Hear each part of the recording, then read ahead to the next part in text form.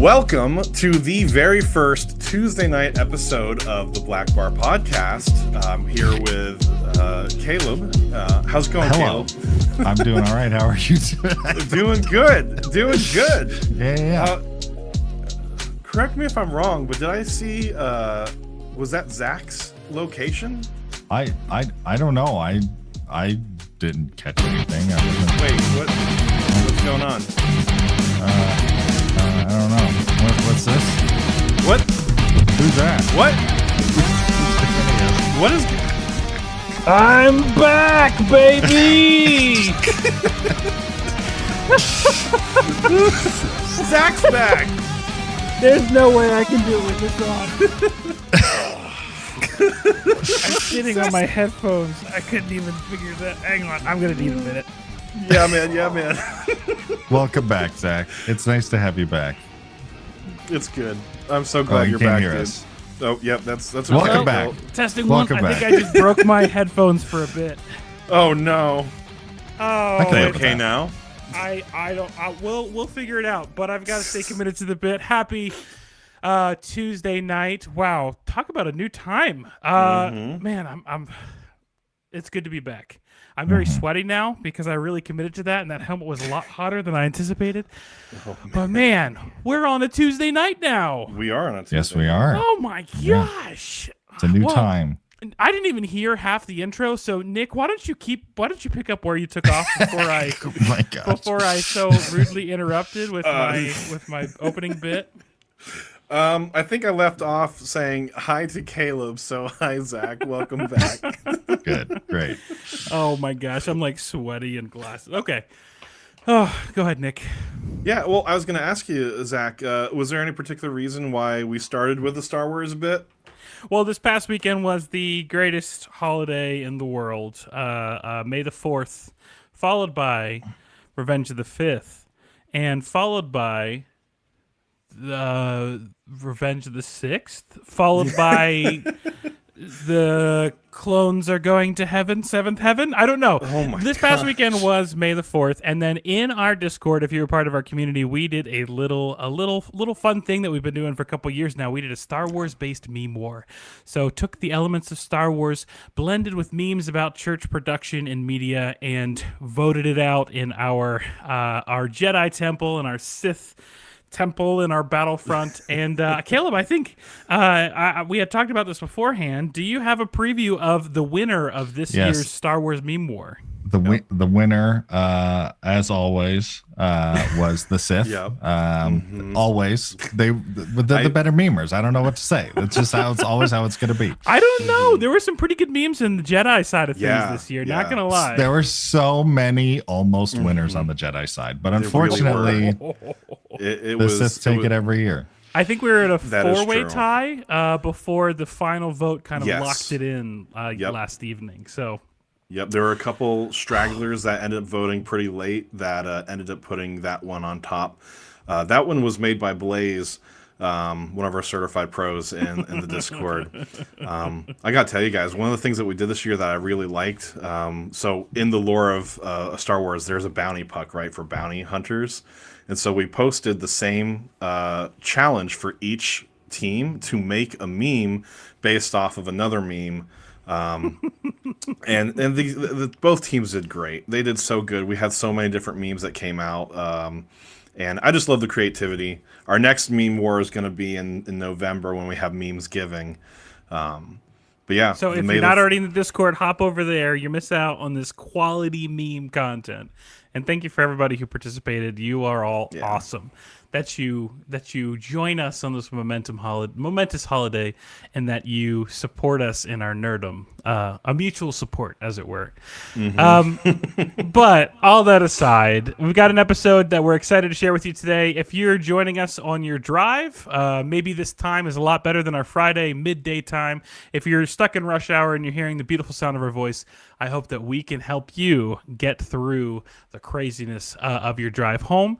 Today, today, Nick, you didn't already say what we're talking about, right? I did not. I'm so lost with this with the helmet. It If just you took want me, I everything can. away. I can definitely give us a rundown if you like, Zach.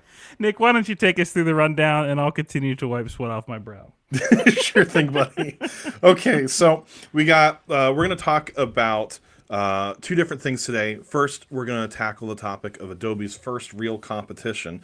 If you remember a couple episodes back, we spoke with Troy Piku, and during that time, we very briefly alluded to the fact that Canva and Affinity have teamed up now. So we're going to be exploring a few aspects of that team up, and does this mean that Adobe is in trouble? Do they have real competition now? And then we're going to go into our main topic today, the 3 biggest marketing mistakes your church is making. So here are going to be 3 different things that your church can avoid doing to make sure that when they're communicating to their audience, they're not falling on deaf ears, so to speak. All right, guys, I'm just excited to be back to talk about these things. I'm excited for our new podcast time. And I'm excited for the people that are joining us here. So, Caleb, I think you've got today's first topic, I believe. We can hop right into it. Yes. Unless you had something else. No, I do have today's first topic where we're talking about Adobe's first real serious competition. If you haven't been a content creator for a while, or if you haven't been in the practicing content creation at a point where you could afford an Adobe subscription, Adobe is a company that makes a ton of software for creating content, basically of every medium that exists, whether that be design, raster, or vector, print, or web, whether that be video or animation and motion graphics, whether it be web development, even 3D materials, photo editing. Like their Adobe Creative Cloud suite is no question, I think, on anybody's mind that it is the industry standard in nearly every field that they're in. I'd say probably for the past 10 plus years, they pretty much cornered the market. Yeah. There's not really been any legitimate alternative. In some fields, even longer. I mean, Photoshop has been basically the king of digital graphic design since digital graphic design became a thing, right? Now, a long time ago, Adobe had sort of versions that they would put out every year, every couple of years, and you would buy the new version. You get access to all the features. I remember as a kid, I had a box that I didn't buy. My youth pastor did, but he let me have it. Shout out Pastor Dodd. And it had all of the Adobe Creative Suite on there. Eventually, they tried to transition to a subscription model where you pay a monthly fee and you get access to all of the software. There are smaller packages, but most of the time, the one that makes most sense for a lot of creatives is just getting the whole thing. Not everybody cares for that. Myself included. The subscription usually ends up being pretty expensive, in the neighborhood of like $50 to $60. And I think the worst part of it by far is when you do lock into a subscription, you are promising Adobe that you will continue this subscription for a solid year. There's only one time a year you can get rid of your Adobe subscription, and that's when the subscription ends. And if you try to cancel it ahead of time, you have to pay the entirety of the year that you still owe, and usually a fee on top of that, which is just extremely predatory. I've literally been stuck for months paying for a subscription that I was not using at all because I missed my window. That on top of, I think, what I've been hearing from a lot of people, and myself included, we'll talk about a little bit later, growing increasingly frustrated with some of the business decisions Adobe is making in their software and various software. There's a lot of conversations these days about looking for alternatives. And when we're thinking about alternatives to Adobe, every single industry has its own. Like Premiere has 3 or 4 different alternatives that you can use for video editing and whatnot. After Effects has Nuke, I guess, and now Unreal that's just jumped in.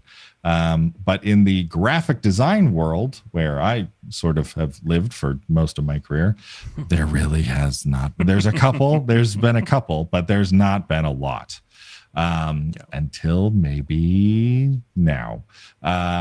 most everybody, I'm going to imagine, listening to this podcast has heard of Canva before. Most designers don't say the word Canva with a lot of joy and excitement in their voice. I was going to say, yeah, it's got kind of a stigma against it, I think. Yeah, Canva is a tool for people who don't they don't know, don't have the time to, don't have the desire to learn like advanced design software to be able to get in and make something that looks pretty good pretty fast. It's not an advanced piece of software. And there are free models, there are paid versions of it, but there's free versions as well. So I mean, like my mother-in-law knows how to use Canva. Like, it's just become this sort of ubiquitous design software that people who aren't designers are using. I think generally that's a good thing. Whenever you do lower the barrier of entry, you do get people that maybe should not have entered using and they start making garbage. But I think generally it's a good idea that it exists, even though it's not something I'm ever going to use. I will say it does kind of giving a little affirmation to Canva. It does give people easy onboarding opportunity. Correct. So if you have a high taste level, which we've talked about before in the past, that Ira Glass quote, I think it's a good on ramp. But most folks don't stay there when they really start to grow in their skills. Right. In the same industry, but very much on the opposite side of the world, we've had a different company. I believe the name of the company is actually called Serif, but they make a package of graphic design software called Affinity. And Affinity has 3 programs in it, that being Designer, Photo, and Publisher, which are basically exact competition to Illustrator, Photoshop, and InDesign, which are the holy trinity of the graphic design world for raster, vector, right? Yep. And then large production print stuff. And I, with all honesty, I have not used this software. I've spent the past several days digging into, Googling around, seeing general sentiment on it, watching a lot of content of people comparing it to Adobe, and it sounds like a lot of the features are very comparable. Adobe does have an edge in terms of they have so much money, and Adobe ends up making, want more. Yeah. So Adobe tends to be on the cutting edge in experimental technology. We've talked a lot, even on this podcast, about their artificial intelligence, content aware fill, back when that was a big thing. In Photoshop and Illustrator, there's a couple AI things in InDesign, I believe, but mostly in those programs that have been really exciting. They're not useful for every project. Some people might argue that there might be other things Adobe could focus on performance that might be more use their time. But Affinity is not going to have those kind of crazy blockbuster getting news things. But from my understanding, the Affinity suite is known for 2 things. Number 1, performance. The stuff's fast. It better utilizes hardware generally across the board, and the programs work very well together. At Adobe, my understanding is that there are completely separate teams working on each of their different software, which sometimes that's fine, but sometimes that causes really weird, stupid problems and like parodies. Yeah. The smallest thing I can think of as an example, in After Effects, if you would like to retime something to be half the time that it goes at, you have to right click, retime, and type in 50% because you would like the total length of the clip to be 50%. In Premiere, if you want to do it, you right click on it and say 200% speed. Right? It's the same kind of idea, but it's like 2 different teams addressing a problem in 2 different ways. There's this sort of disjointed parody to it. Meanwhile, Affinity, it seems like it's a singular team working on all this stuff together, and it works very well in tandem. In addition, I'm not sure even how they're getting away with this, but like Affinity Photo, which is their Photoshop equivalent, opens up Photoshop files and can edit them and mess with them. Wow. And Designer can open up Illustrator files, and Publisher can open up InDesign files. So like they're trying to make it really easy to move over. So performance and interoperability being the first big main thing. The second thing is the price. Instead of paying $50 to $60 per month forever, you pay for the whole suite $120 once. And you have everything forever. That includes also iPad versions of all three of those apps. That, Jeez. to my understanding, what I've Googled, those are like, they're not like the demo versions. Those are real, like legitimate pieces of software.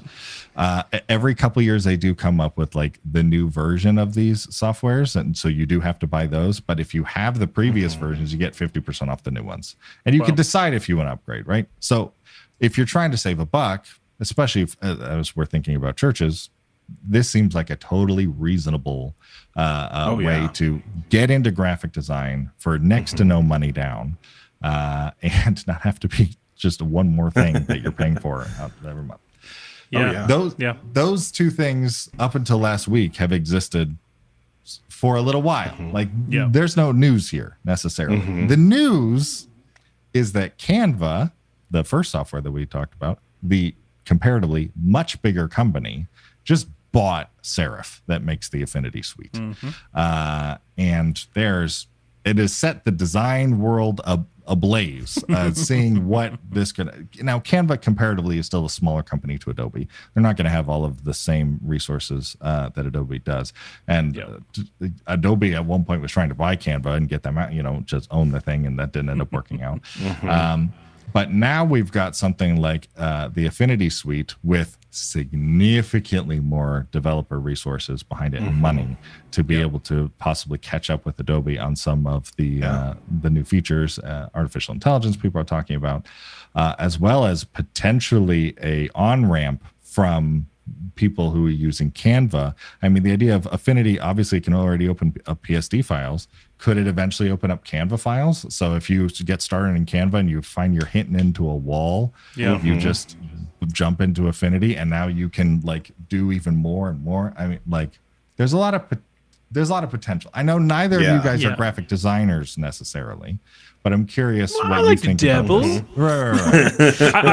I think what caught my eye whenever I first saw this, like kind of circulating, I saw Canva and Affinity officially put out kind of these 4 pledges they made to the community. Right. And that was kind of the first thing that I was like, oh, these guys are listening to what's going on in the world, and they're trying to adjust accordingly. So those 4 pledges are fair pricing. So perpetual licenses will always be offered, and we will always price Affinity fairly and affordably. So it kind of sounds like they'll offer a monthly fee, but they'll always also have an alternative perpetual license, which is something Adobe dropped a while back. Number 2 was accelerating Affinity. So they say Affinity's here to stay. It will remain the highest quality pro design suite, and we will now accelerate the rollout of new features in Affinity.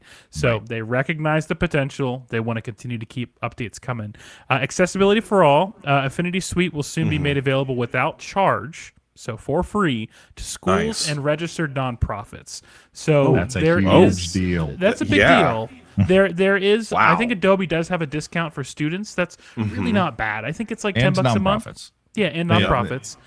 It's relatively affordable, but it is still a monthly fee. So I don't know how this free option will change the game at all for those different nonprofits and schools. Will there be a time limit to those? We just don't have that information yet. And then the final thing is they said they're going to be community led. We're committing to shaping Affinity's future, guided by your ideas and feedback. So I feel like, especially in the current like wavelength of our culture, like having the ability for the producers, the developers, to hear from their community is massive. And when companies say we're listening but they don't act on it, then people riot. So the fact that they want to put these 4 things as their pillars, I mean, it sounds like they're starting out pretty strong. I think the real kicker will be what when the rubber hits the road, will all those pillars remain as strong as they're saying they are now? So you would like to think so, right? If they maintain an option for a perpetual license, I think that's going to go a long way. Obviously, putting more money into upgrading Affinity and adding more features, I think everybody's going to be happy about. I'm really curious if they're going to be interested about eating more of Adobe's lunch in terms of the other pieces of software. Like if Affinity starts, animation feels like the most obvious next step in there. Then could they get into video? Could they get into web development? I mean, Figma is a big piece of software that Adobe just tried to buy. Would they think to go in that direction? So there's all these different things. And I think in general, competition is good. That like Yeah. we want more than one company. Monopolies are bad. This is on a general note. I don't think that's a controversial thing to say. I hope not, but I'm going to say it anyway. So Monopolies in both the societal construct and the game. They're both bad. Just steer clear. For sure. So the idea of Adobe having some fire under them, maybe at the very least, even if I never switch to Affinity, maybe I can get Adobe Photoshop to stop crashing every single day. That would be wonderful, just to scare them into like, oh, maybe we should make it stable. We're losing people. I am curious to see, like a couple episodes back, we had a discussion about 15 free tools that we use. I could very quickly see Affinity pop to the top of the line for churches and nonprofits. I don't know. Again, we get into the logistics of what a nonprofit is, and will a church qualify for that? But I mean, like, if it does, then for churches with no budget, DaVinci and Affinity, and you've got your suite. Honestly. For sure. So, Nick, I didn't know if you had any thoughts about that, but at least that was my observations about the graphic side of this conversation. Yeah, no, actually, I had the opportunity to talk with Troy Piku about it. I gave him a call, and we talked a little bit about his thoughts on Affinity and some of the things that he's been using the programs for. Specifically, he mentioned something that you talked about, Caleb, that he essentially uses it on his iPad only. He was talking about how the mobile apps that Adobe has just doesn't compare to what Affinity has on their mobile devices. And so looking at that, I'm just thinking that alone is such a huge thing for someone who's trying to be a on the go, on the run designer. That's a huge thing, and it's a bit of a theory. It's not necessarily true yet. We'll see, but I do have a theory that as we continue, we're going to see a lot more people switching to mobile devices for their main editors. Less so for desktop. Desktops will be for higher end, more intensive things like 3D design and stuff like that. But for your everyday video editing and designing, mobile devices, I think, is where it's going to become a main staple. I do think on that front, the idea of them making completely free for students is a huge deal in that it makes the barrier of entry basically nothing for people who are interested in getting graphic design. And if you can capture the students of tomorrow, you can capture the industry. Like the students of today dictate the students of tomorrow, right? So if they can get a hold of that thing and really start pushing it, and I think the big thing that they'll need to invest into is either by paying existing content creators or developing their own content when it comes to tutorials. You got to make it interesting. You got to make it easy to get into. There's got to be parity with the existing software to get people to switch over to it.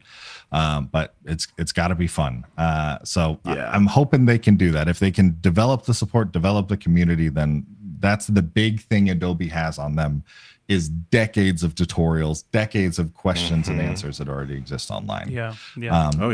I also do think I was trying to imagine a use case in a church scenario, especially with Canva and Affinity both being together under the same umbrella. I remember back at Grand Rapids First, something that I would often do is I'm making a slide that we have to use more than once, right? And we're just replacing the date or we're replacing the time or whatever it is. And 99% of the time I'm making that in Photoshop because that's what I know how to make, or making in Illustrator.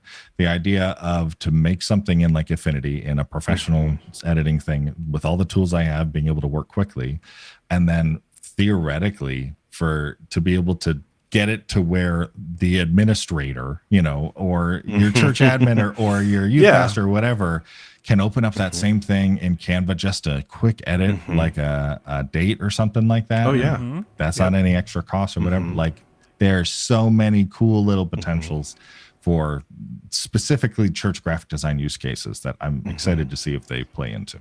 Yeah, yeah. I have two questions, maybe because I know we have a larger conversation to get into. The first is, do we think that Adobe is actually in the process of losing hold? Do you think we're there yet? And then the second thing is what should churches be watching out for with Affinity? I'll take that first one real quick, Sure. Zach. 100%. I think Adobe's losing its hold. I know we're talking about this being the first real competition for Adobe. I think Adobe's been on, been losing territory since DaVinci. They've taken some L's recently. They've taken a lot. And it's not as bad as Final Cut Pro, who hasn't made any updates in the last decade. Sorry, Zach. But I mean, like, I would say DaVinci and the features in Premiere and even After Effects are kind of head to head. Like they're together in this race. And now that we're seeing Affinity and Canva, and like Caleb was saying, just the accessibility for people who do not know how to use some of these professional tools. Zach, what you're saying, the actual ability to listen to your audience, which is something Adobe used to have and doesn't anymore. Sorry, that's a bit of a hot take, but it really kind of feels that way when the whole audience is screaming, improve your products, and they're like, hey, check out Generative Fill. This is Generative Fill 2.0 now. And it's great. Those tools are wonderful and amazing, but at the same time, it's kind of like, if I can't rely on your product to be stable, then I might explore other options. So yeah, I definitely think this is going to be a moment in time where Adobe has to make some changes, and I think if they're not careful, they're definitely going to lose some ground here. They are listening very closely to the interests of their shareholders, not their users. I would totally agree with everything Nick said. I've become increasingly more frustrated. I have an extremely powerful computer. You can spend a lot of money, and there's only so much more hardware up you can. How much RAM does your computer have right now, Caleb? Okay. I have 128 gigabytes of RAM. And if you were doing 3D rendering, you would too. All right. But it's a lot, right? There's no excuse for After Effects not to be running like just butter constantly. Oh, yeah. And I was using it for several hours today, and it crashed 3 or 4 times. I used it on a project that, Zach, you know the project I was working on. There's no reason that should have been crashing. That was a very simple project. It just constantly. So I'm excited about the idea of Adobe getting some competition, getting some fire under them. The idea of them losing some market share so that they might fix their products at the very least. And if not, then we've got some alternatives at least to be able to switch to. It is a shame that we're at the point, and I think we see this with a lot of companies, not to go out on diatribe or anything like this, but we see a lot of companies that are getting big enough that they're changing who they're listening to. And I think Adobe's been so influential to the digital creator period for years. I think it's time for a shakeup. And I think to segue into the second question about the churches, churches, this is a first legitimate alternative. And if you've been wanting Photoshop for years and you haven't been able to afford it, there's a likely chance that you're going to be able to finally get something in your hands that's going to be equal to, if not potentially better, for free. That's massive. Now, I think it's worth noting that Affinity, as of yet, doesn't have any of the new AI features that Adobe is really riding right now. I think that's worth noting. If that matters to you, then I think you're probably going to have to wait a while, unless if that's some kind of feature that Affinity wants to launch with or integrate soon. I don't really know what their priorities are as far as the innovations that they want to bring to Affinity with this merger. So if that matters to you, then Adobe's still at the moment holding that card in their hands. But I mean, for how long, right? I might make the argument. So when I think about the whole Adobe suite, there's 25 programs in that thing, most of which I don't use most of them. And I live in it every day, right? I think of the programs that would be the most often used by 90% of churches. I'm thinking probably Photoshop, maybe Illustrator, and Premiere. right? Those Premiere After like very few people are going to be touching that, right? And I can even see in InDesign. I can see InDesign maybe, being right? like top 7, maybe. Right. Like especially if you're working with the company that's or you're working with the Sure. church that's Maybe you're creating doing different documents your or church something bulletins. like that. Yeah. Exactly. Yeah. So we've got Premiere, Photoshop, Illustrator, maybe, and InDesign. It's interesting how Premiere has a totally free alternative that's sitting out there right now. It's interesting how Photoshop, InDesign, and Illustrator are about to all have totally free alternatives that are available on the market. I'm wondering, for like 98% of churches, do you need an Adobe subscription anymore? That's a great question. That is I would say no.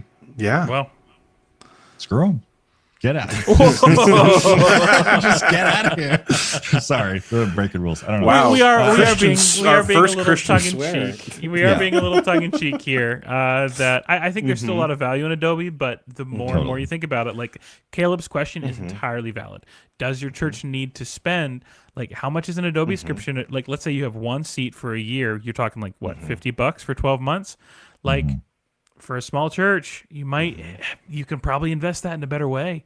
You can invest that into more gear. You can invest that into your teams. You can invest that into supporting the community that you're building around you. You can invest that into maybe a computer in the long term. Like that all adds up, and it's time to start thinking about it. So Yeah, For sure. and if they're going to be the same, if you're going to be able to create the same product with either program, I mean, that's no brainer. And something I wanted to talk about real quick before we move on here, Zach, you had mentioned the AI capabilities. I do believe Canva has some AI capabilities. I think it's called Magic Media. I'm taking a really quick look here. I would say it's not super impressive to the point of like the generative fill that we've seen with Photoshop, but it is an AI image generator.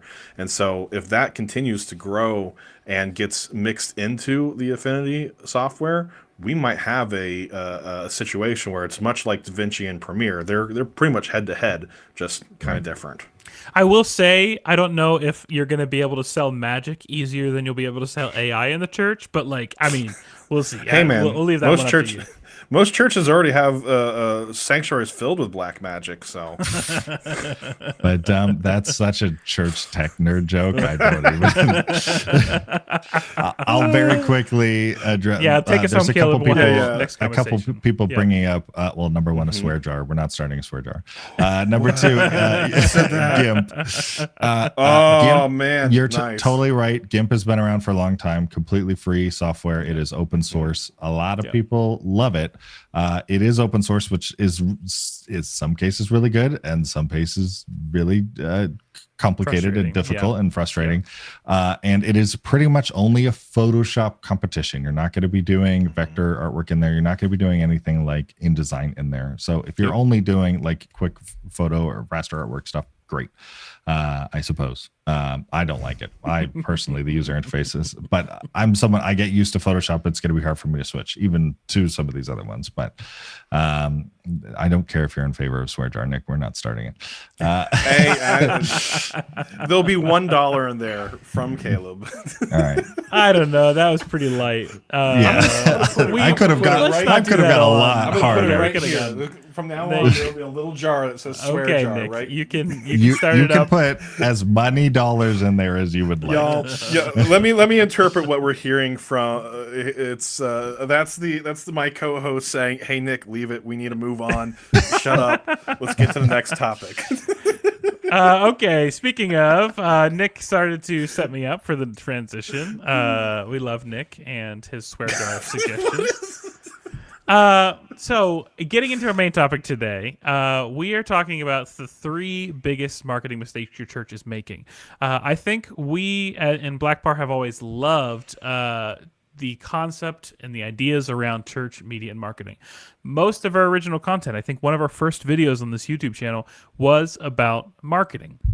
It's so easy for us to, Well, I think there's a lot of folks that are opposition to the idea of like marketing or marketing your church or selling your church. But I think there's a lot of elements to it that don't have to get stuck there. There's such a need to be intentional, and I think especially in the past couple of years, we always think about the recent pandemic, how much it changed our hand and forced us to do things in different ways.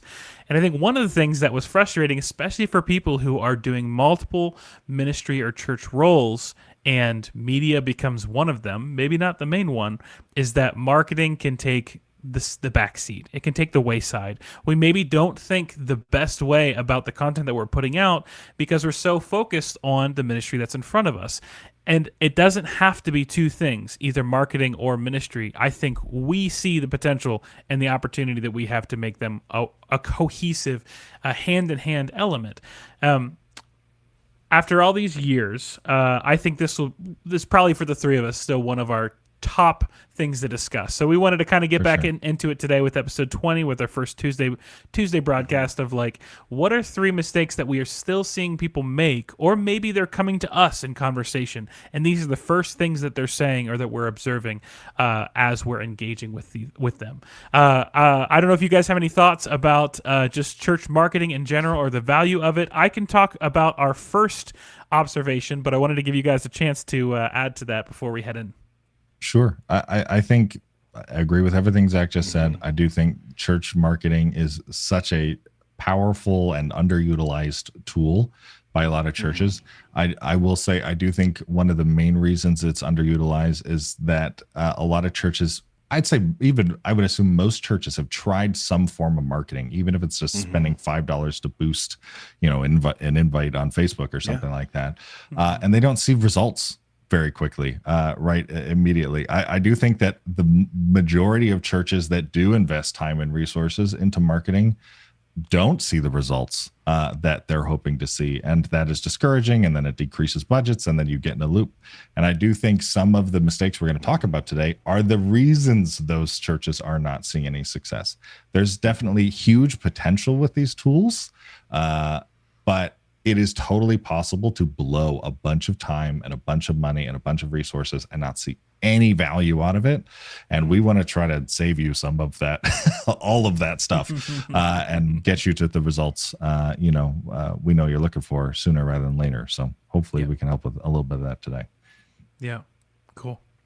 So, getting into our top 3 pieces of advice today in, May in 2024, the year of our Lord. Marketing mistake number 1 that so many churches are doing is that we're trying to do 10 things instead of one thing well. It's better to do one thing well than 10 things poorly. Again, looking back to 2020, I think so many people were so intimidated and probably frustrated and nearing burnout because they believed that with their church being online only, they needed to be on YouTube and they needed to be on Facebook and Instagram and Twitter and MySpace and TikTok, and they had to be on Instagram stories, and like there were all these things that they were like, we have to get everywhere because that's the only way for us to reach our community. And we're saying that's not necessarily the case. Sometimes it's better to become a specialist in one area where you can focus your energy, your marketing budget, your marketing time, and your marketing energy throughout the week into doing one thing well. So if Instagram, we have talked before in the past about kind of the three important things, the questions to ask to identify your audience. Who's your audience? What do you want them to feel? And why should they care? Or what makes your thing special? What makes your thing worth stopping and investing time into? Once you kind of can ask those questions, we've had a lot of resources that help you identify those things. But once you figure out who your audience is, figure out where your audience is living. So if Instagram is where your audience is, put your energy, time, and effort into making sure that you're using Instagram well. And I think not maliciously, but sometimes people just don't have the full knowledge of, hey, doing Instagram well means committing for a long time, following trends, keeping track of what I'm creating and making sure it's authentic, reaching the people that I need to. And then also that sometimes looks like doing the hard work of the logistics, tracking how things are doing, what are the numbers that I'm getting, what posts are accelerating above the others. There's a lot of different ways we can kind of take this, and I want to make sure the guys get a chance to feedback into this as well. But are you spending the time to do the hard work and do the long work to see what's working and what isn't? It's easy for us to do something for 2 weeks and you say, I tried a trend and it didn't go the way that I wanted to. Or maybe you do something that goes viral and then every post afterwards is nowhere hitting those numbers. There's a long game that we're playing when it comes to marketing and social media. And that's something a lot of people miss because they're trying to move their attention between so many different spaces. So, yeah, I think I definitely agree that 2020 was a time, especially when I guess a lot of church creators probably had more time on their hands than they previously did, and all of a sudden there was this super focused attention on digital ministry and what it can do. And the idea of most pastors, it seems relatively intuitive, is to cast the widest net possible, and that means being on as many places as you can, spreading out all over all of these different place. And that is the traditional way of doing marketing back in the day. You buy a newspaper ad, you run an ad on commercial because there's only 7 channels anyway, so you're probably gonna hit most of them. It's called mass marketing, right? You're trying to get your message out to as many people as possible, so the people that are interested in the product you're trying to sell, you hit as many of them as you can. And these days we're inundated with however many thousands of advertisements a day. Chances are 90% of it is not going to be stuff that you're even interested in. And every ad dollar I spend on whether that be in paying Google to promote it or in the time that it took to make it, everything that is spent to market my product to someone who ends up not clicking on the link or whatever, or not even reading the rest of my post, is totally wasted, right? And it takes time to make good content that people are going to be clicking on.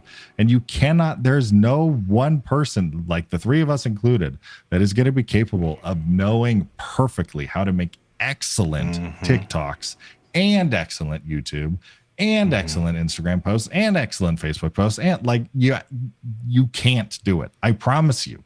You need to focus. You need to, unless you have this huge team where you can specialize and everybody has their own thing, really recommend finding what's going to be the best bang for your buck. Leave room for time to experiment and to try to figure out stuff on there and whatnot. But the more you load yourself up with more and more platforms and more ideas, everything is going to suffer. You're not going to have enough time to execute anything at the level you'd like to. And I want to address real quick a comment from Rachel in our live chat. She asked, what size of churches are you talking about when we're talking about these 3 mistakes? And I think in our experience, these could be problems that churches of any size deal with. Now, you are going to have larger churches that have the capacity to invest into marketing and creative teams, and maybe they have the ability to bring in a social media manager whose sole role is to focus on exactly what we're talking about. And when you have people that have the capacity to focus their entire energy onto this field, you have a lot more capability. You have a lot more ability to branch out on different areas to some extent. But regardless of your church size, watch out for how far you're spreading yourself thin. I think it was, I don't know the church offhand. I want to say it might have been Life Church. I was looking into some of their youth ministry content, and they decided to solely focus on YouTube as their one platform for kids beyond their email threads to their families. In a world of Instagram and TikTok and even Facebook, not that that's really the target market for youth these days, they decided to focus on one and do it well, and that's where all of their energy goes. And that's a church the size of Life Church that's taking that strategy. Yeah. It makes a lot of sense. Yeah. Nick, I don't know if you had any thoughts before we head into item number 2. Sure. I think what you both of what you guys have said is really on point. And if there's a little bit of a different direction I could take it, the idea of you say one thing or you say nothing, right? One of the things that we did, Caleb and I, at Grand Rapids First when we first got there, was kind of change around the video announcements, because At the time, it was everything was being said, and we needed to kind of condense it. You can put a lot of effort into a lot of different areas, but when the audience is only listening for one bit of information in a particular thing, you're spending their attention every time you start talking to them about something else. And so how that kind of relates to what we're talking about here by spreading yourself too thin, if you are essentially putting minimal effort into every single place, there's probably going to be areas where people are going to feel ignored, or you're actually not even communicating the correct culture within that space. Case in point, Zach, you mentioned Facebook. Like Facebook's not really, I would say, for anyone under the age of 25 at this point. The street youths aren't on Facebook. That is certainly one way it could be said.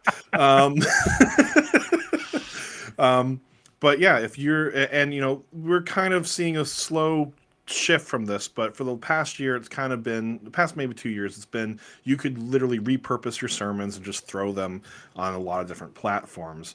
And that would have been enough.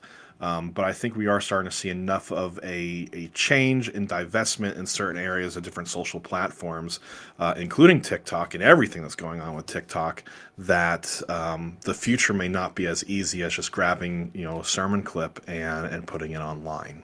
Mm-hmm.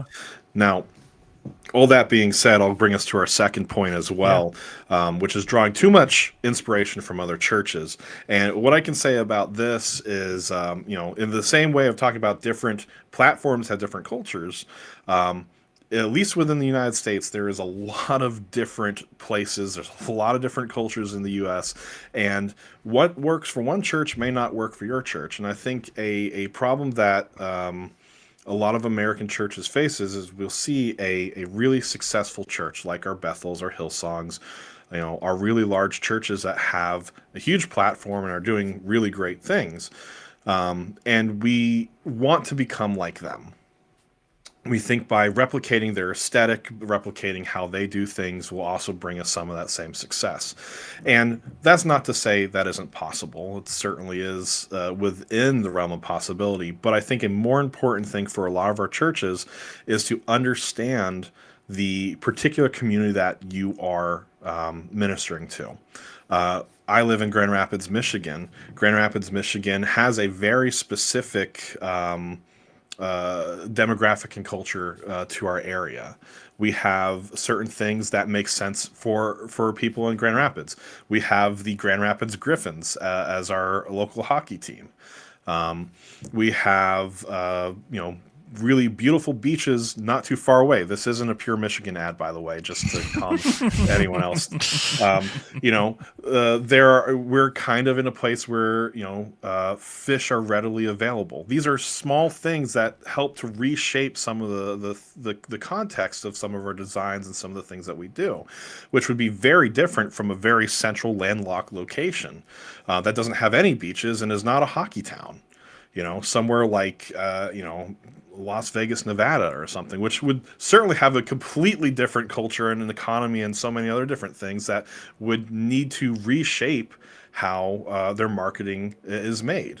And so to put it very short and plainly, if you, instead of trying to copy other churches, make sure that what you're communicating is actually being communicated to the people that you're trying to reach, which more often than not is the local geography around your church. Right. Mm-hmm. A way that I've thought about it recently is, let's say that you're trying to be a world famous chef. You want to make the best food that you possibly can, and you hear about some other chef out that lives in Reading or somewhere other, California or Pennsylvania, whatever, and you find out they make an incredible steak. A lot of people want it, and you find out either by them letting it loose or other people trying to dissect it, you find out the exact recipe for how they made this steak. And then you go like, okay, I'm going to make that. And you look down at what you have available to you, and you have salmon. So you just, I'll just do exactly what they did, and you prepare the salmon like they prepared the steak, and then you're confused why it didn't come out quite as good, and no one's quite as interested because you're working with different materials. Yeah. You're working with different ingredients. You don't have the same people that they have on their team. You're also making for different people than they're making for, that have totally different tastes than the people do over there.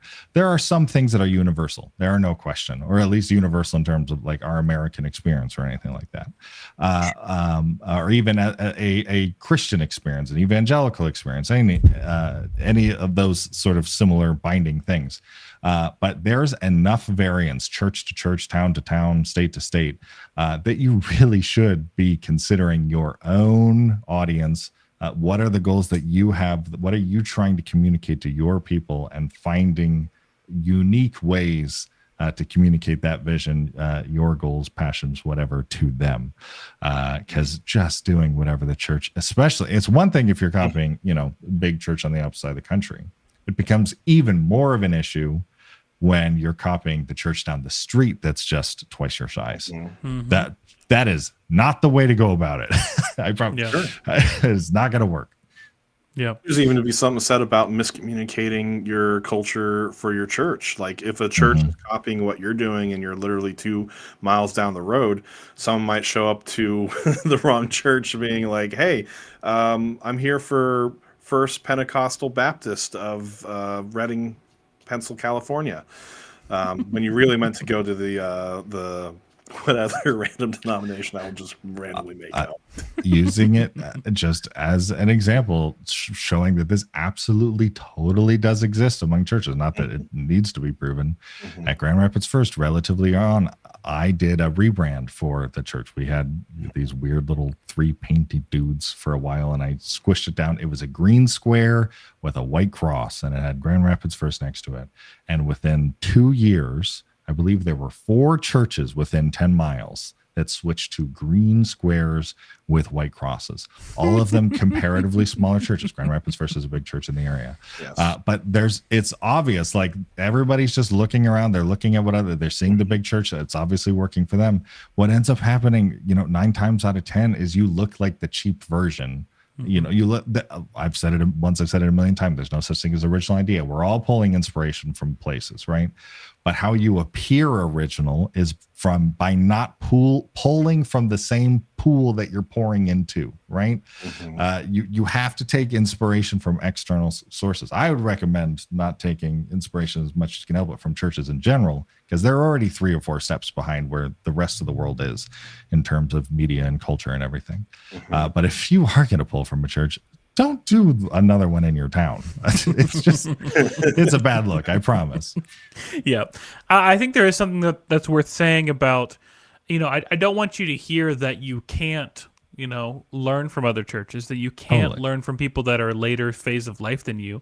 At Lifehouse, we talked about 2 important factors when learning from another, let's say, church or business or company. You have to factor in age, and then you have to factor in stage. So with churches specifically, is a 15-year-old church, how different is that going to be from a 75-year-old church? There are so many stages of life that the 15-year-old church who's trying to imitate the 75-year-old church that they haven't gone through, and that they won't go through for a while. Simultaneously, if the 75-year-old church is at a different stage where they're shrinking and they have a smaller audience, and the 15-year-old church is at a stage where they're growing exponentially, that's also a different stage that you have to factor in. So when you learn from a church, or maybe you're in a position in the marketing department and you want to learn from another church that has a marketing director, there's nothing wrong with that, within the context of where that person is.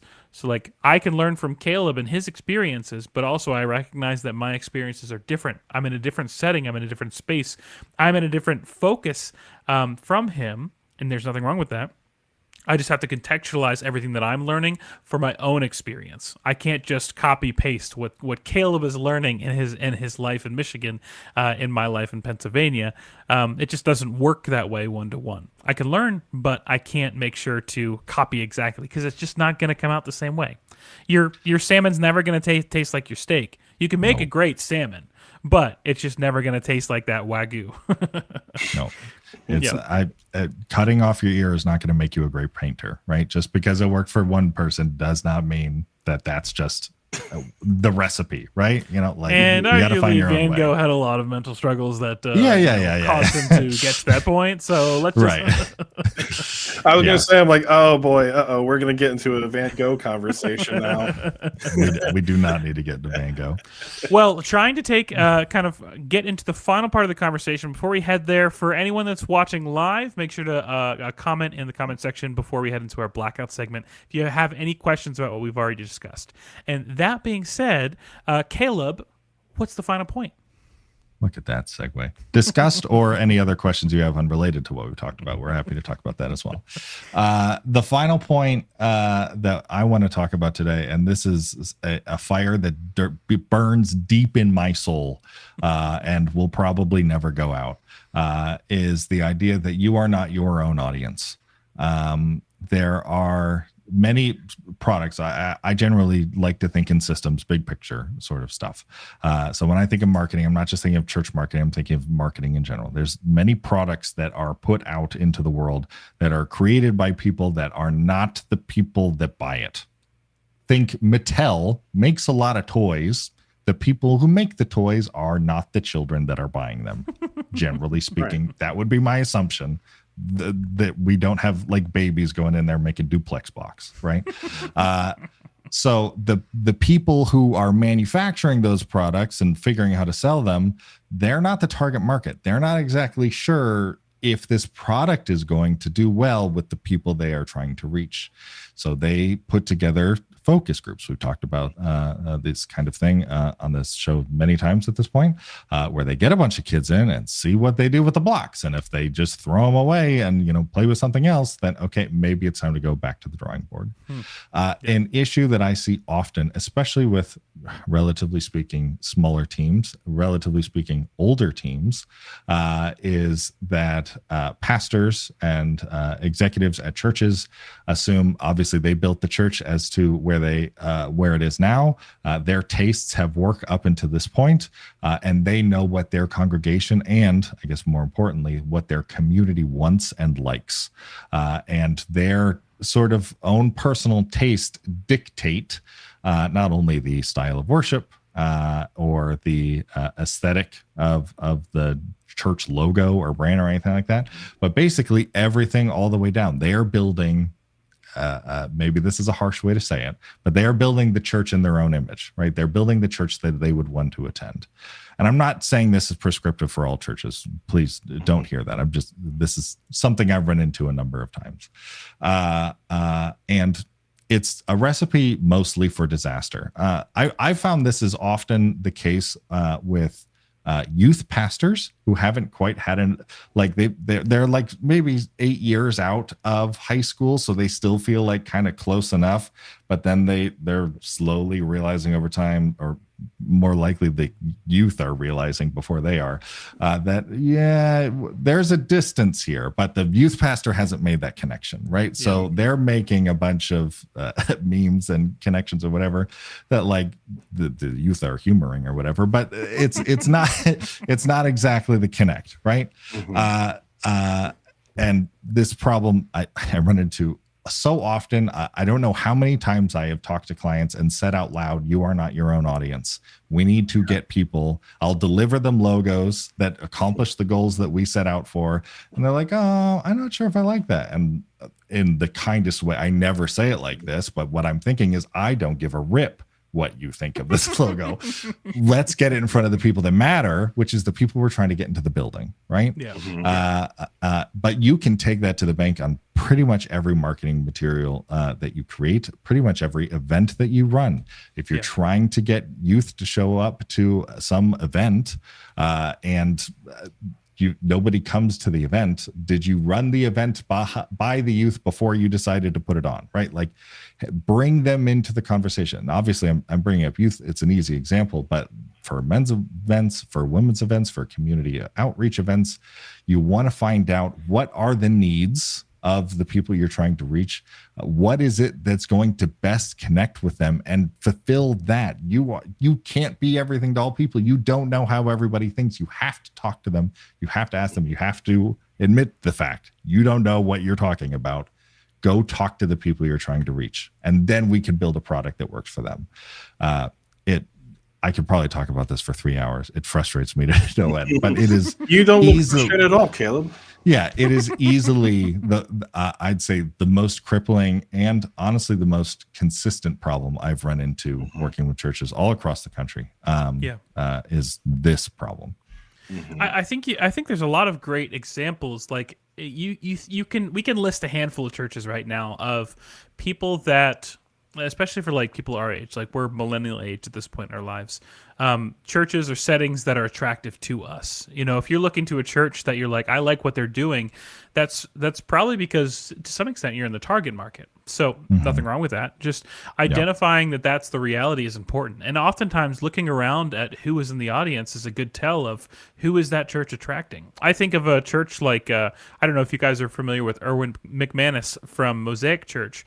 But he's like a 65-year-old lead pastor, and he's got a lot of young people in his building. They've done a lot of things from one of the things that comes to mind immediately is they did a white stage in a white room. So in an age on the back end of an age of churches where dark spaces that are like kind of like pulling all the attention to the front of stage and the lights that are lighting up those dark spaces has been trend. He's on the front end of a trend of lighting up the space. I remember seeing images of their entire room being just this beautiful white, full of life and energy, like tons of young folks in the crowd. Yeah. He's authentic. He's able to tailor like relevant messages, and this is not a commercial for Mosaic, but just if you're looking for a good place, a good example of a pastor who is able to say, I'm not my own target market, but I have the ability and the team around me that I can lean into that helps make content that is going to reach the folks that we're trying to bring into this building.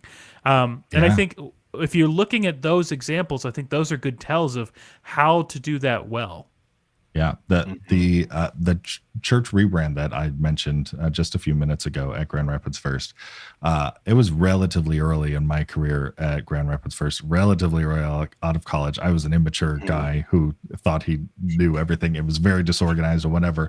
I remember when I went to go pitch the logo to Pastor Sam, I didn't have like a slide deck with me. It was just like I opened up Illustrator and zoomed in on the one, right?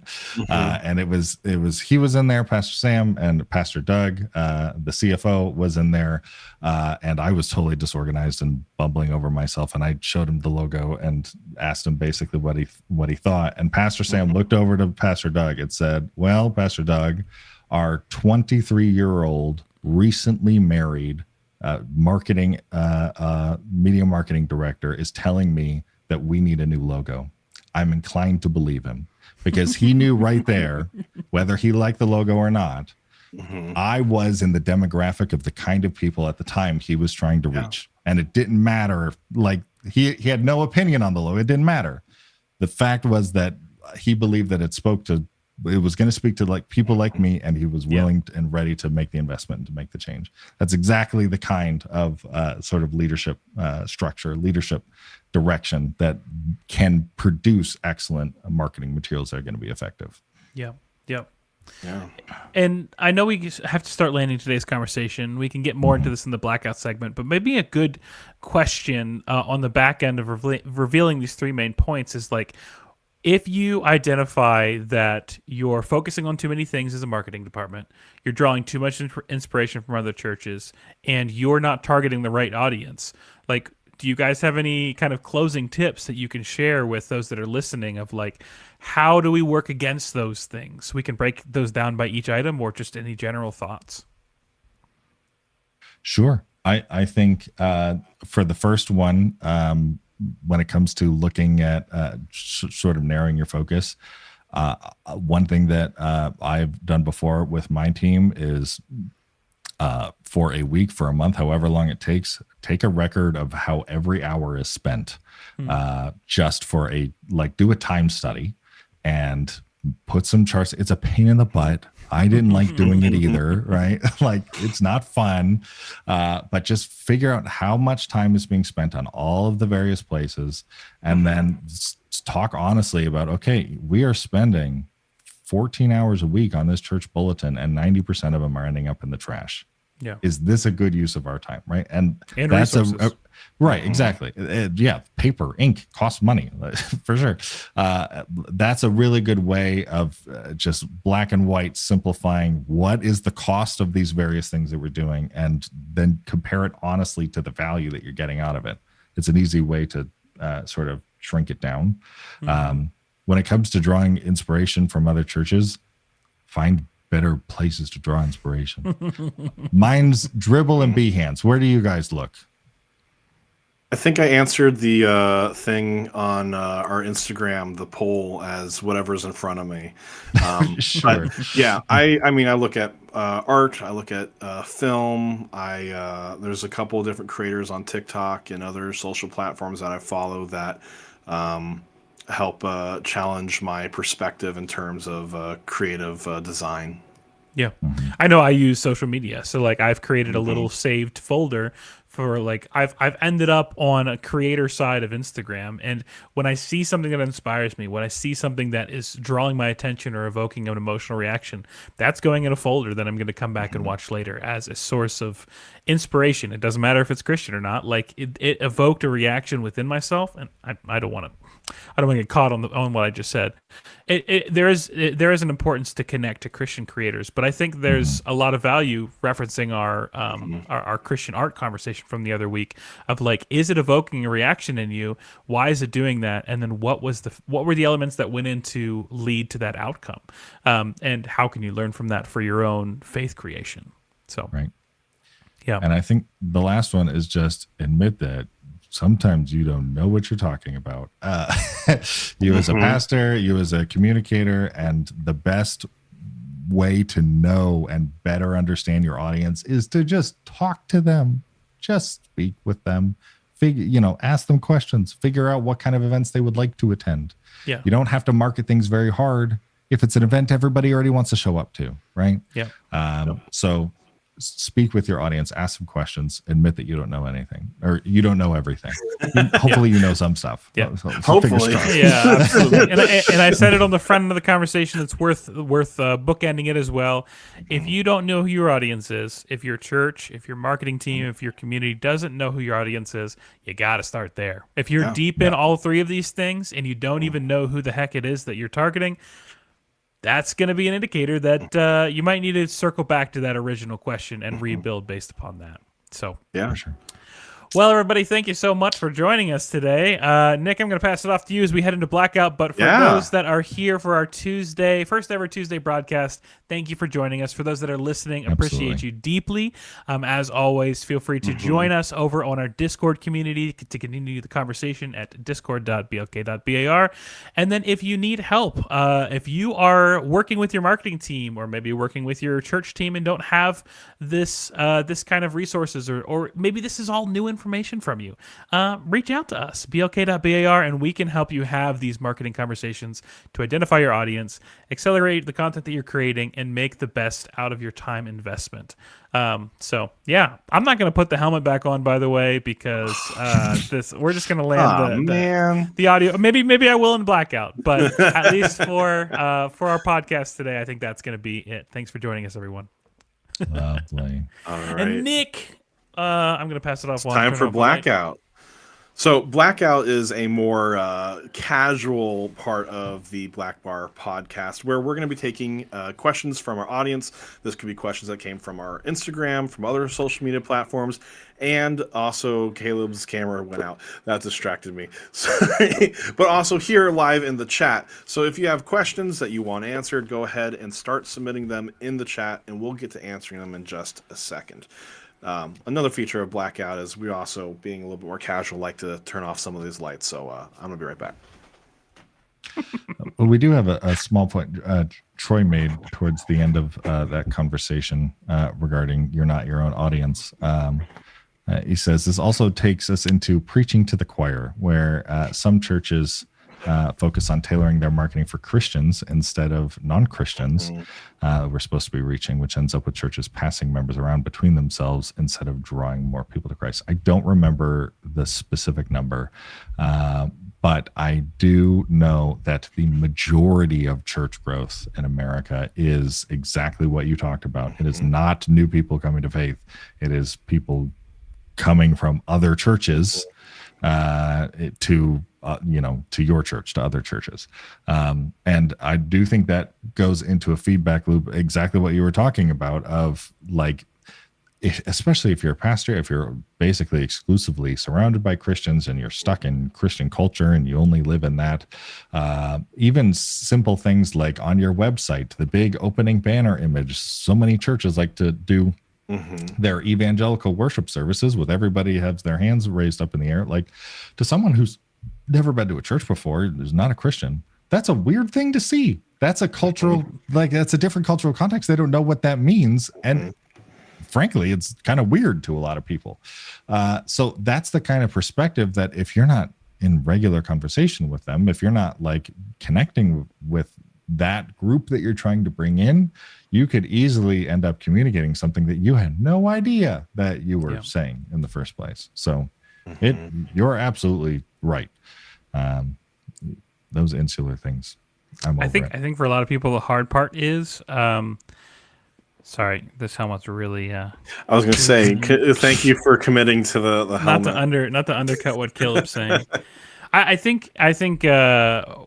I know we got some content from our social media that we can talk about, but I think for a lot of folks, especially in our roles, we're not necessarily in the leadership position, or if we're in a leadership position, we're not in an executive role, and it's oftentimes hard to just do the hard work of convincing the people above us that this is the fact. So maybe people are listening and they're like, I agree with you guys on every one of those facts, but I'm having a hard time steering the ship because my lead pastor, my executive team, my eldership board, those are the people that are making the ultimate decisions, that are deciding what is most important to invest in.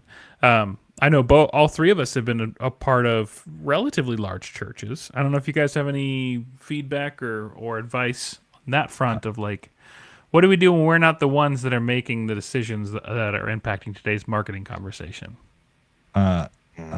My two thoughts are, generally speaking, start the conversation earlier than you think. Yep. The more time that you give for big changes, decisions, and especially if it's a larger church, it takes a while to right the ship. So if you'd like to make those influences, you got to give it time.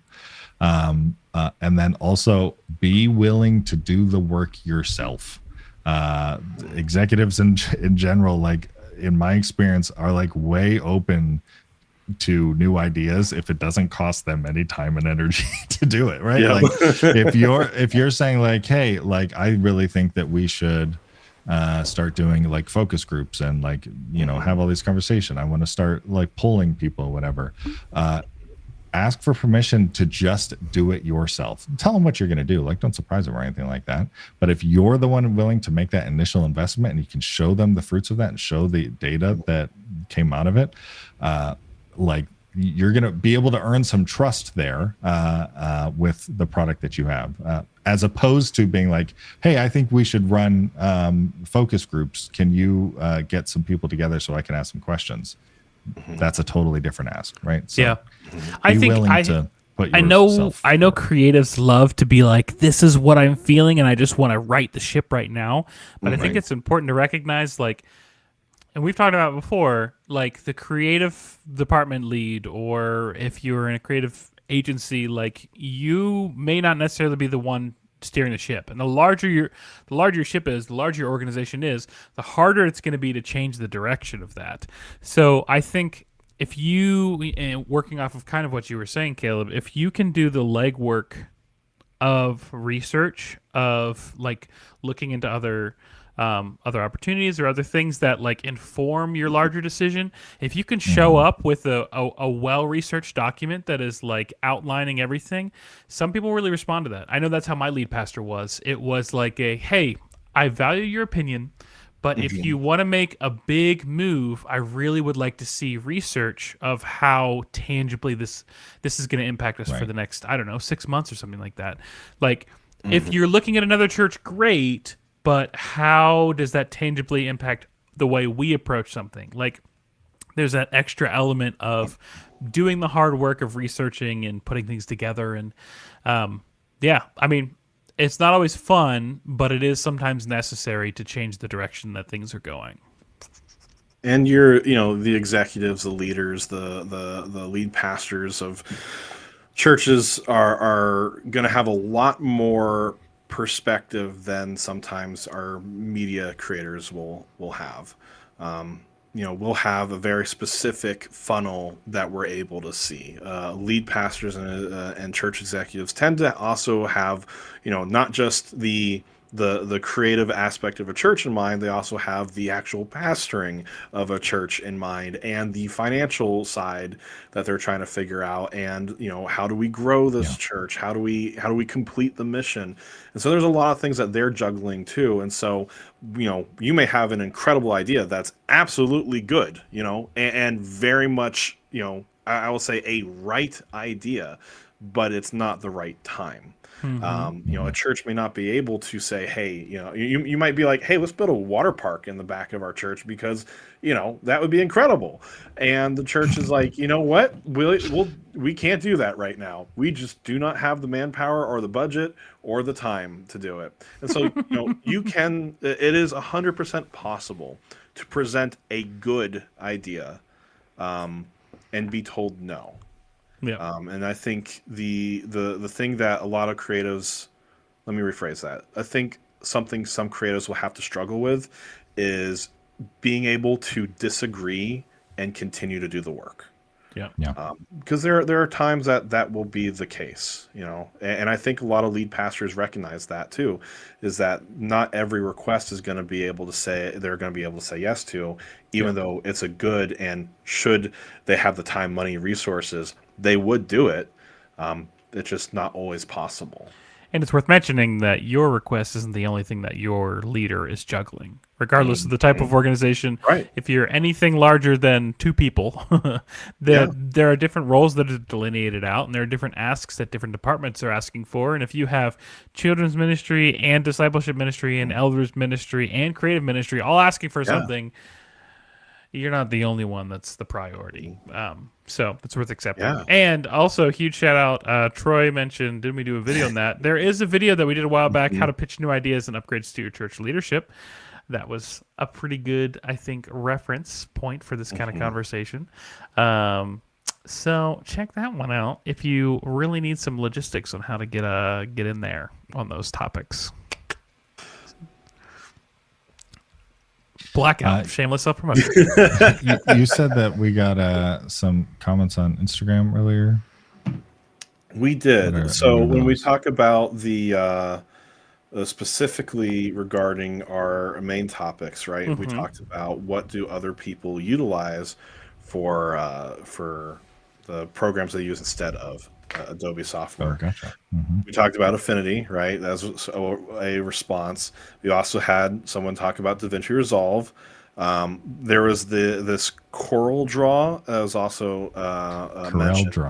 Corel Draw. I'm not familiar with it. Coral Draw. My dad owns a company, and it's a awards and recognition and promotional products company, and Corel Draw is sort of the king in that world specifically. It's like a vector editing thing.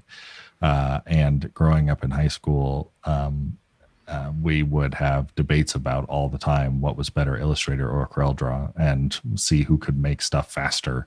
And both of us are very competitive. And he won for a little while. He hasn't challenged me in a bit. Competitive? So. No way. What?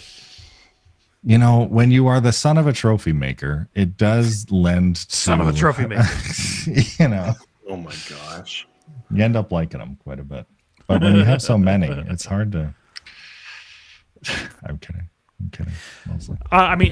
We said it earlier, but it is worth going back to look at the 15 free tools episode that we had. I think we kind of touched on a lot of those kind of like realistic alternatives in there. But yeah, really, it really just came down to those two, Affinity and Corel Draw. And then, DaVinci was Corel Draw. Like Steve Carell? Correct. Gotcha. Instead of Carl from Walking Dead. Instead of Carl from Walking Dead, Steve Carell Draw. I thought it was interesting, Nick. The second thing that you posted whenever we did a kind of a poll asking people about where they get their inspiration, we didn't get anyone that said they get their inspiration from other churches. Yeah, I saw that too. That was really Yeah, interesting. I mean, 50% said social media, 17% said portfolio sharing websites, and then 33% said whatever's around at the time. So I was one of those. That's our audience right there. They know better. I'm about it. Caleb's They're like, just they saw the afraid. trap and they steered clear of it. Yep. Love it. Wow. So, guys, I'm curious. We should probably land Blackout as well today. For real, if anyone else has any other questions or comments, please feel free to set it on the side. Guys, I'm curious. Do you think that you'll touch Affinity when it comes out one day, or do you think that you'll stick right where you're comfortable? I'm gonna pay attention. I'm gonna be watching. I am so thoroughly just trapped by Adobe in that it all sort of works together. And for me to leave, even I can't just pick up like Affinity Photo, because Photoshop and Illustrator do work really well together. And Photoshop and Illustrator and InDesign work really well together. Photoshop and Illustrator and After Effects work really together. After Effects and Premiere kind of work together sometimes. That's true. Like it's an ecosystem in the same way that Apple has its ecosystem. So to abandon it entirely, it would require I have to spend the time to relearn all of the programs that I use. And when is it going to be advantageous for me to spend all of that time doing that instead of, learning new skill sets or whatever? I don't know. Yeah. I will say I hope Affinity doesn't try to get into the video sphere. I think Affinity should own their lane. I'm just saying. I think they should just really make Canva and Affinity the best that it can be because, I don't know. I think Adobe's only going to be combated by like different enemies coming at their flanks. Like here comes DaVinci and here comes Affinity and here comes whoever else needs to tackle this other thing. I would agree. I do think they could and should get into motion graphics. There are very few, at least in the 2D. I don't think they need to touch 3D. But in 2D, After Effects is basically just like uncontested in that world. Up until very recently, I was gonna say, how much is your new favorite? How much does your new favorite compete? It's starting there, but so I've been playing in Unreal for the past many weeks at this point. That's I basically open it every day. I'm trying to actively, even if a project doesn't call for it, I'm forcing myself, how can I incorporate 3D into this just to continue to get practice and because I'm enjoying it. The new motion design stuff is very cool. The version of Unreal 5.4 that has the rashes regularly. So it's it is fun. I'm enjoying it. I'm learning a lot on it, but it also it's not super dependable yet. So there are some things I can't trust it with. When it really matters, I have to go back to After Effects. So I'm looking forward to that. I'm sure it'll get better over time. It's brand new feature set, I'm sure it'll get better, but there are limitations, and there's some things that are just, I know how to do them in After Effects. I don't know how to do them on Unreal. So I can either knock it out really fast in 10 minutes in After Effects or spend 90 minutes figuring out how to do it in Unreal. Eventually I should do that, but it's going to take time to make the transfer. Yeah. Something I've been doing recently, because DaVinci is also on the heels, right, of Adobe software. For smaller projects right now, I've been doing them in DaVinci. So that way I can kind of get used to the interface. I can get used to the tools in there, which there is an option to be able to just say, I want to use all the shortcut keys that Premiere uses in DaVinci. But I'm trying not to do that because I feel that would be a little bit too easy for me. I want to know what DaVinci does, right? But yeah, I know, at least for me, that's kind of where I'm at. Which is funny because tonight at 9 p.m. we're actually gonna, on our Discord. I will be teaching the basics of Premiere Pro. So it's kind of humorous that we're having this conversation of Adobe kind of sucks, By the way, if you want to learn how to use an Adobe product, join us later. Adobe has our soul, but screw them regardless. And Adobe's just sitting there with like a bundle of cash. Fair jar. All right. Are you serious? So just so I understand, every time we swear, you put $1 in the jar? Because I'm okay. That sounds great to me. Well, where's the money going? That's my biggest question. That's a great question. I'm looking at this future where like Caleb's just like, oh, if you're gonna put $1 in that jar all the time, I'll just keep saying Christian swears. That's what I'm saying. Absolutely. Heck, gosh, darn, shoot, dang it. Mother, Father, Son, Holy Spirit. We're gonna have to, My heart skipped a beat for a second. Yeah. We're gonna have to put that little thing on YouTube where it's like, is this made for children? We're gonna have to be like a really intentional. No, this is I think we finally got to PG-13 here, guys. I agree with Micah. There have been no actual swears said. No, absolutely. Micah's 100% right. I feel like at this point we're just evolving. So maybe Nick, you should take us home, and Caleb, you can cue our music as we land up today's episode. Sure thing, guys. Thank you so much. Church offering plate. I think Rachel is responding that that's where our swear jar money should go to, is the church offering plate. What church? And so, what denomination? That's a good question. But we're not answering those questions. But thank you guys so much for joining us for the Blackbar podcast. This has been episode 20, which is pretty incredible, and it's our first Tuesday night episode. So thank you guys for taking the time, your evening, to join us for this one. If you guys need any particular help with your marketing, with creating different things, Blackbar basically does anything that has to do with pixels. We can do, as we talked about, videos, design. We can do animations. We can do apparel. And literally anything that has to do with pixels, we can do it. So if you have a need and you want someone to come along and help, we'd be happy to start that conversation. But on the other hand, if you just want to be part of a community of creators, we have the Discord community. So make sure to follow the link, discord.blk.bar. Join us there. And if you join tonight, you'll see me at 9 p.m. Eastern, and we'll learn some stuff about Adobe Premiere Pro. Until then, thank you guys again for watching, and we'll see you on the next episode. Adios.